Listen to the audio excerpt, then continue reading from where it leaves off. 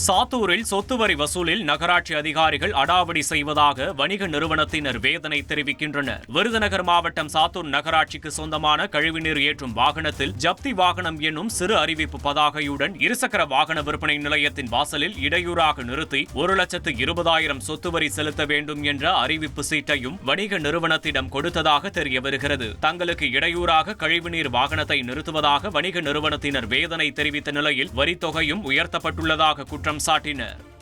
விருதுநகர் மாவட்டம் வெம்பக்கோட்டையில் நடைபெற்று வரும் 3ஆம் கட்ட அகழாய்வில் 87 சென்டிமீட்டர் ஆழத்தில் சுடுமண்ணாலான அலங்கரிக்கப்பட்ட பதக்கம் மற்றும் இரும்பு கிடைத்துள்ளதாக அமைச்சர் தங்கம் தென்னரசு கூறியுள்ளார். எக்ஸ் தளத்தில் பதிவிட்டுள்ள அவர், முதல் முறையாக 102 சென்டிமீட்டர் ஆழத்தில் ஈயம் கிடைத்துள்ளதாகவும் நுண்ணிய வேலைப்பாடுகளுடன் கூடிய பதக்கங்கள் மற்றும் இதர கலைப்பொருட்களை தமிழ் மக்கள் பயன்படுத்தியுள்ளதை பகிர்ந்து கொள்வதில் பெரும் மகிழ்ச்சி என்றும் அவர் தெரிவித்துள்ளார்.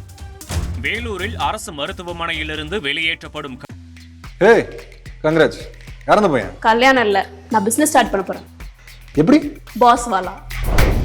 பாஸ் வாலா, பி தி பாஸ்.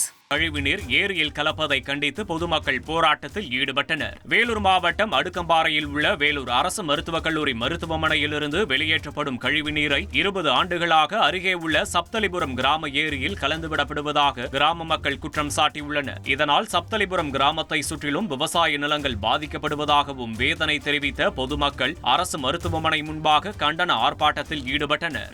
பெற்று வளர்த்த மகனே தன்னை வீட்டை விட்டு வெளியேற்றிவிட்டதாக தாய் மனு அளித்த சம்பவம் சோகத்தை ஏற்படுத்தியுள்ளது. சாப்பிடுவதற்கும் உறங்குவதற்கும் இடமில்லாமல் தெருவில் கிடப்பதாக 85 வயது மூதாட்டி ராமநாதபுரம் மாவட்ட காவல் கண்காணிப்பாளர் அலுவலகத்தில் கண்ணீர் மல்க மனு அளித்தார். ராமநாதபுரம் அருகே உள்ள முதுநாள் கிராமத்தைச் சேர்ந்தவர் அங்குத்தாய். கணவர் மற்றும் ஒரு மகன் இறந்த நிலையில் மற்ற 2 மகன்கள் உள்ளதாகவும் அதில் ஒரு மகன் 10 ஆண்டுகளாக தன்னிடம் பேசவில்லை என்றும் மற்றொரு மகனும் தன்னை அடித்து துரத்துவதாகவும் வேதனை தெரிவித்துள்ளார். மேலும் மகனிடமிருந்து வீட்டை மீட்டு தருமாறும் கோரிக்கை விடுத்துள்ளார்.